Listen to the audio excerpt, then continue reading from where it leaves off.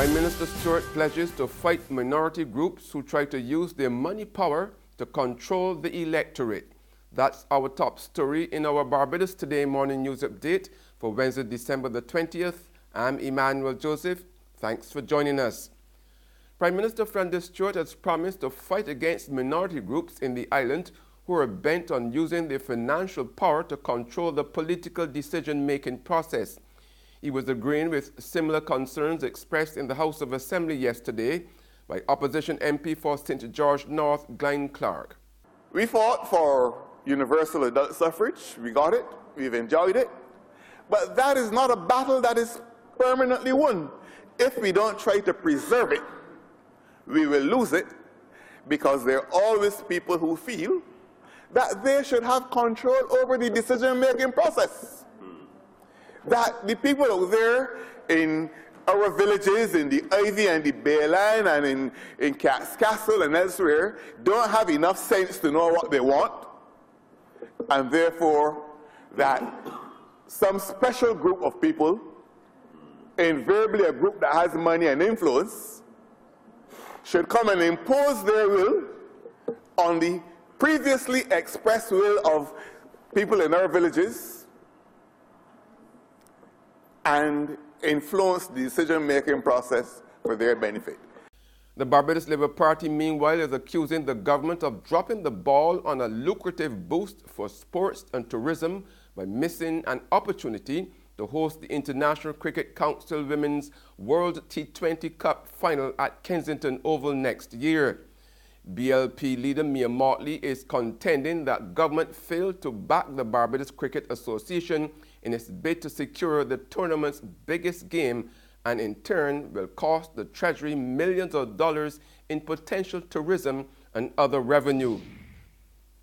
The state entity charged with supervising and regulating non-banking financial institutions has vowed that there will never be another CLICO-type collapse here under its watch.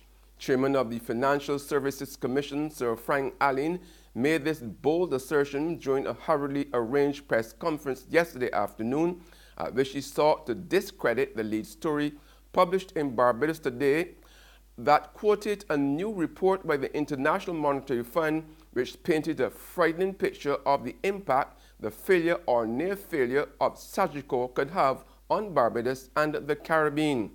The draft IMF report said that as the most dominant insurance company here, a Sagicor failure could be worse than the CLICO collapse, noting that the FSC was not in a position to conduct group-wide supervision of the company, and solo supervision is weak.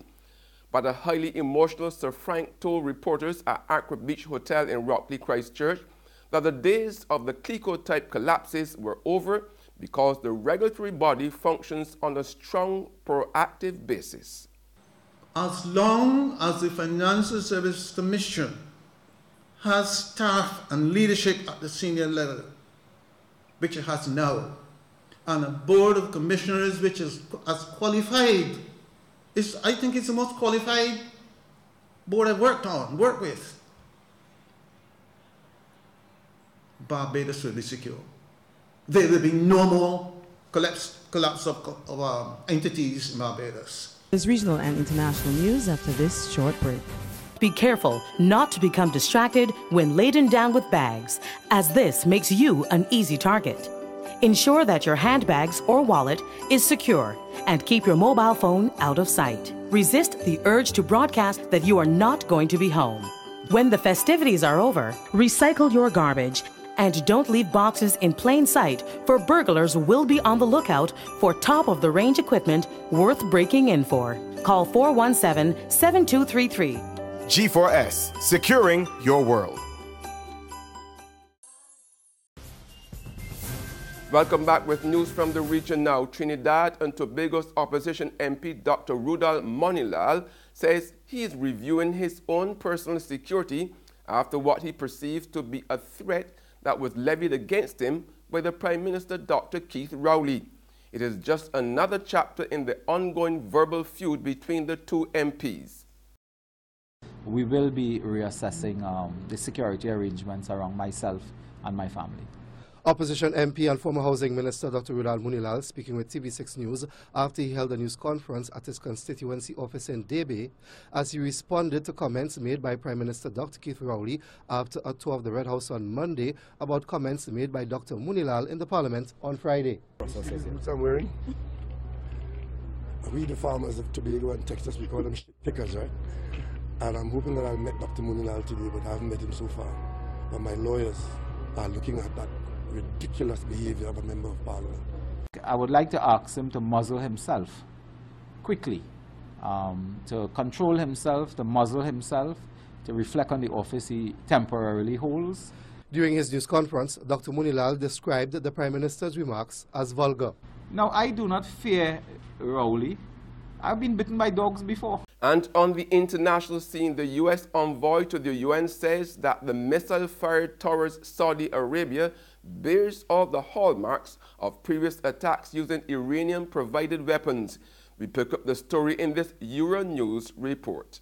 Saudi air defences reportedly shot down a ballistic missile fired from Yemen's Houthi group in an attack that could escalate a proxy war between the kingdom and Iran. Shiite rebel leader Abdul Malik al-Houthi made a speech on television saying that the Saudis wanted to control everything, and he praised the Yemeni group for being able to strike at the heart of Riyadh, as it is a symbol of their rule. The Iranian-aligned Houthi movement said it had aimed the missile at the Saudi royal court, where a meeting of Saudi leaders was underway. The conflict in Yemen, which borders Saudi Arabia, has killed more than 10,000 people and displaced over 2 million. And that's news, but for the very latest, visit our website at www.barbadostoday.bb. You can also subscribe to our e-paper, email updates, or like us on Facebook. We are also on Izumi Media in bus terminals, as well as screenplay at supermarkets and gas stations near you. You can also hear us on Mix 96.9 FM. I'm Emmanuel Joseph. Have a fantastic day.